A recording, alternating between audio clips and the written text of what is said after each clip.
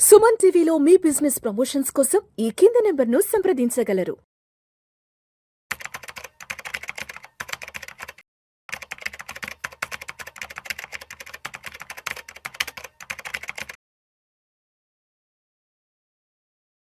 నమస్తే, welcome to Suman TV. నేను విష్ణు. ప్రస్తుతం నాతో పాటు AMFI registered mutual fund distributor K Pavan Kumar Reddy garu ఉన్నారు. సార్తో మాట్లాడదాం. సార్, పవన్ గారు నమస్తే సార్. నమస్కారం. Yes, welcome to Suman TV. Thank you అండి. రైట్. సో పవన్ గారు, ఈ వీడియోలో కాస్త డీటెయిల్డ్గా మిడిల్ క్లాస్ మైండ్ సెట్ గురించి అండ్ మిడిల్ క్లాస్ అనే వాళ్ళు ఎప్పటికీ మిడిల్ క్లాస్గా ఎందుకు మిగిలిపోతున్నారు, ధనవంతులుగా ఎందుకు కాలేకపోతున్నారు అన్న దాని గురించి మాట్లాడుకుందాం సార్. సార్, ప్రతి ఒక్కరూ కూడా అందరూ కష్టపడి పనిచేస్తున్నారు. అందరూ కష్టపడి జీవితంలోకి పైకి రావాలనుకుని ప్రతి ఒక్కరు కష్టపడుతున్నారు. ఎవరికి తగ్గట్టుగా వాళ్ళు సంపాదించుకుంటున్నారు.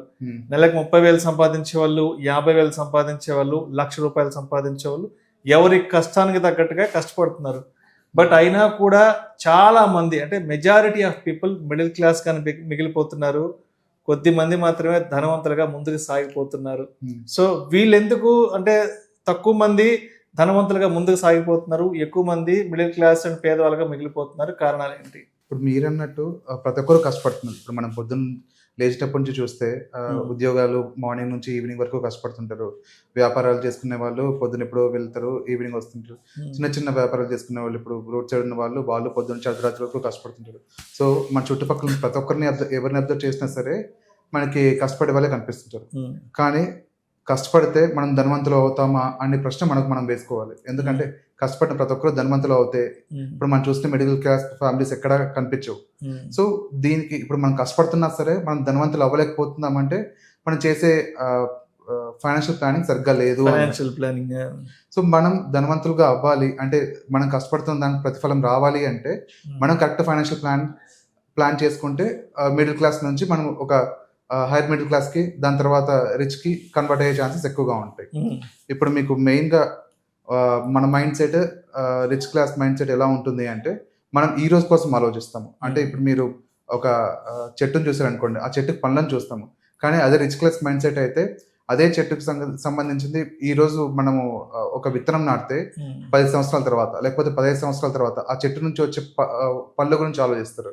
సో అలా మనం ఈ రోజు గురించి ఎప్పుడు ప్లాన్ చేసుకోకూడదు.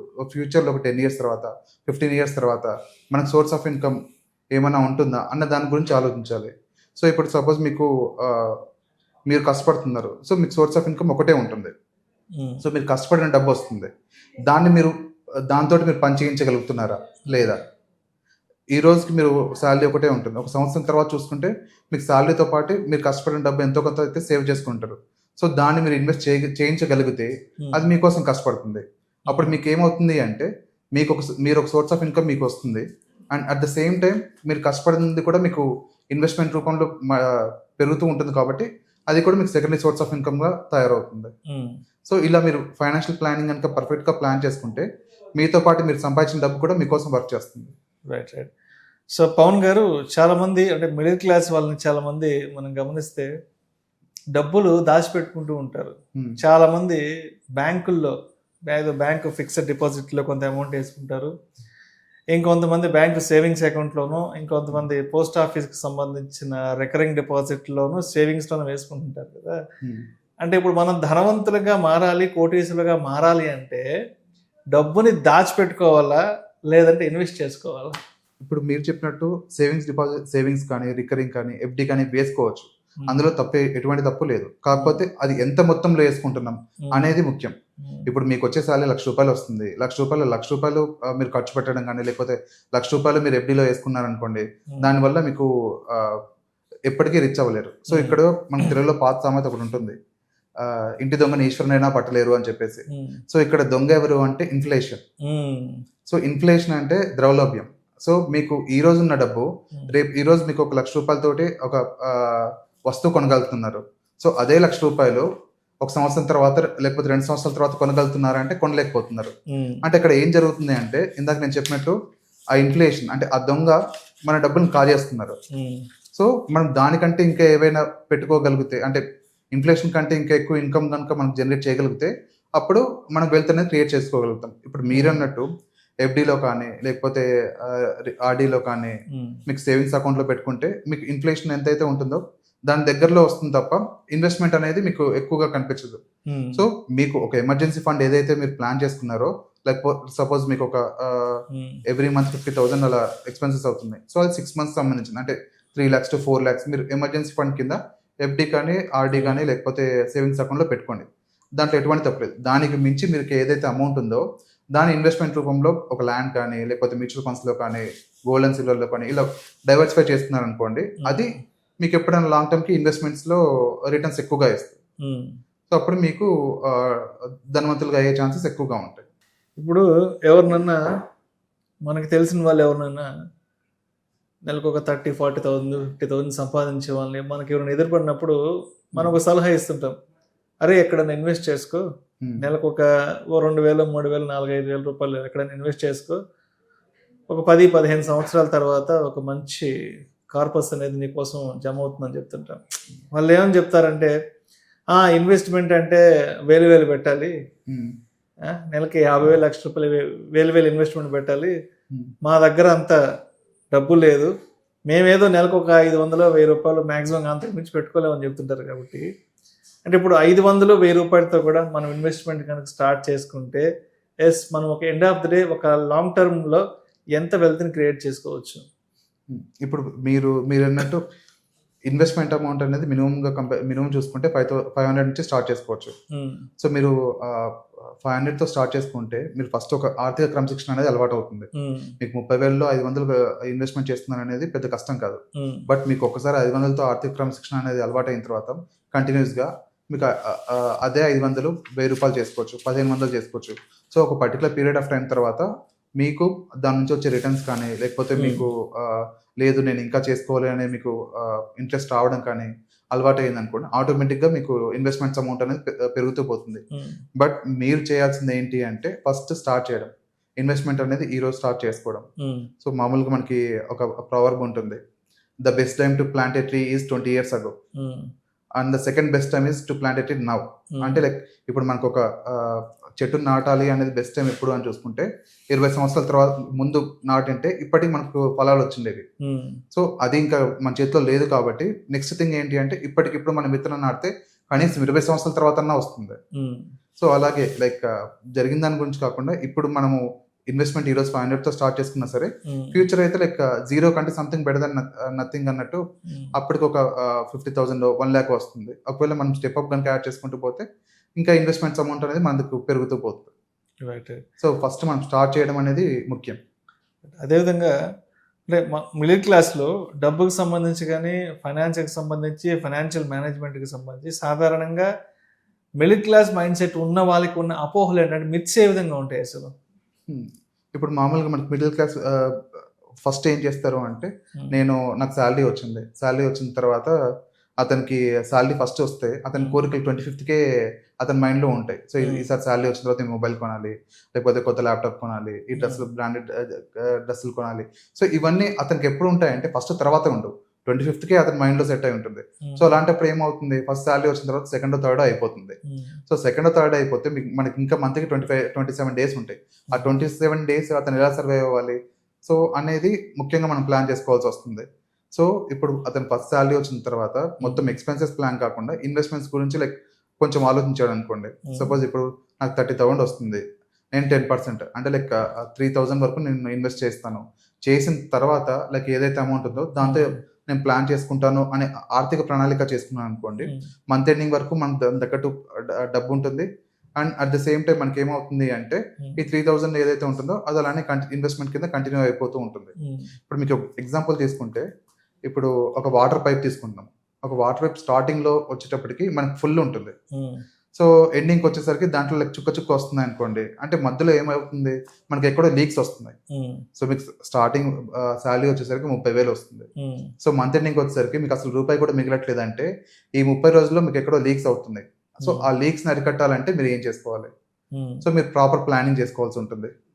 సో ఆ లీక్ని కనుక 1-2 అరగట్టాలనుకోండి మీకు లాస్ట్లో వాటర్ ఇంకా ఎక్కువగా ఉంటుంది కదా, మీకు సేవింగ్స్ పెరుగుతాయి కదా. సో మీరు ఒకరి దగ్గర చేయి చాపాల్సిన అవసరం లేదు, లేకపోతే మీకు ఇంకా వేరే ఆర్థిక ఒకరి దగ్గర చేయి చాపాల్సిన అవసరం ఉండదు. సో మీరు కరెక్ట్గా ప్లాన్ చేసుకోవచ్చు. సో ఈ లీక్స్ ఎక్కడైతే ఉన్నాయో అది మీరు మీ అంతకు మీరు అనాలిసిస్ చేసుకొని ప్లాన్ చేసుకోవాల్సి ఉంటుంది. ఇప్పుడు వెల్త్ క్రియేషన్ చేసుకోవడానికి అంటే ఏదైనా ఒక మనం ప్రతిరోజు గుర్తుపెట్టుకోదగ్గ ఫార్ములాస్ ఏమైనా ఉంటాయా? మామూలుగా రెగ్యులర్గా చాలా వీడియోస్లో చెప్తుంటారు కదా, ఏదో రూల్ ఆఫ్ 72 అంటారు, ఇంకోటి ఏదో 20, 30, 40, 50 ఫార్ములా అంటారు కదా. సో మనం గుడ్డిగా గుర్తుపెట్టుకొని ఈ యొక్క సింపుల్ స్ట్రాటజీ ద్వారా నేను లాంగ్ రన్ లో వెల్త్ క్రియేషన్ చేసుకోవాలి అనుకోవడానికి ఏదైనా ఒక సింపుల్ ఫార్ములా ఏదైనా ఉందా? ఇప్పుడు మామూలుగా మనకు ఫార్ములా అంటే లైక్ 50, 30, 20 అని ఉంటుంది. సో 50 అంటే మనకి బేసిక్ ఎక్స్పెన్సెస్ ఏవైతే ఉంటాయో, ఇప్పుడు మనకు సపోజ్ 1 lakh వస్తుంది, 1 lakh వస్తున్నప్పుడు 50,000 అనేది మనకి బేసిక్ ఎక్స్పెన్స్ కిందే పోతుంది. సో 30,000 అనేది మన లైఫ్ స్టైల్ ఎక్స్పెన్సెస్, అంటే ఎవరి సాలరీని బట్టి వాళ్ళ లైఫ్ స్టైల్ ఉంటుంది కాబట్టి దానికి 30% తీసేసిన ఆ 20% లో మనం సేవింగ్స్ అండ్ ఇన్వెస్ట్మెంట్ ప్లాన్ చేసుకోవాలి. సో ప్రతిదీ మీకు ఇన్వెస్ట్మెంట్ కింద కాకపోయినా ఒక ఎమర్జెన్సీ ఫండ్ కి ఒక 1 lakh లో 5,000, 7,000 అలా చేసుకోవచ్చు. సో మిగిలిన 15,000 to 13,000 మీరు ఇన్వెస్ట్ కింద ప్లాన్ చేసుకోవచ్చు. సో అలా మీరు 50, 30, 20 రూల్ ప్లాన్ చేసుకున్నారు అనుకోండి, మీరు ఎవ్రీ మంత్ మీ శాలరీ కానీ మీ ఎక్స్పెన్సెస్ కానీ మీ శాలరీ నుంచి మీ ఎక్స్పెన్సెస్ కానీ మీ నీడ్స్ మీట్ అవ్వడానికి ఈజీగా అవుతుంది. రైట్.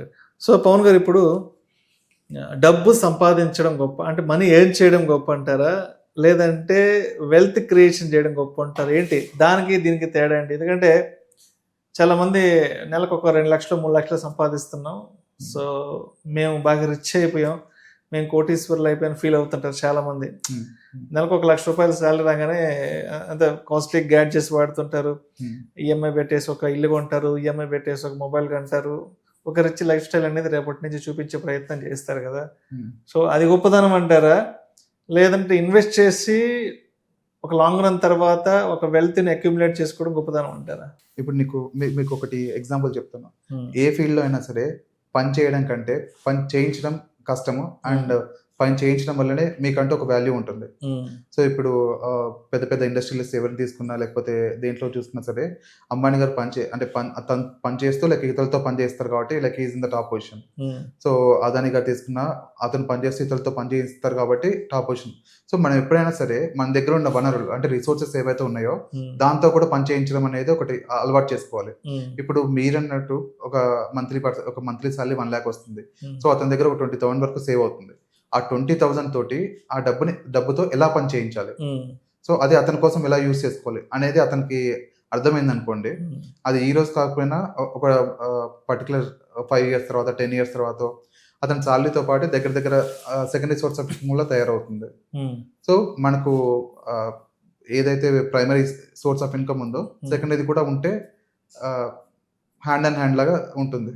సో పవన్ గారు, కన్క్లూషన్ గా అసలు రిచ్ పీపుల్ మైండ్ సెట్ ఎలా ఉంటుంది, poor people or middle class people mind set ఎలా ఉంటుంది అసలు?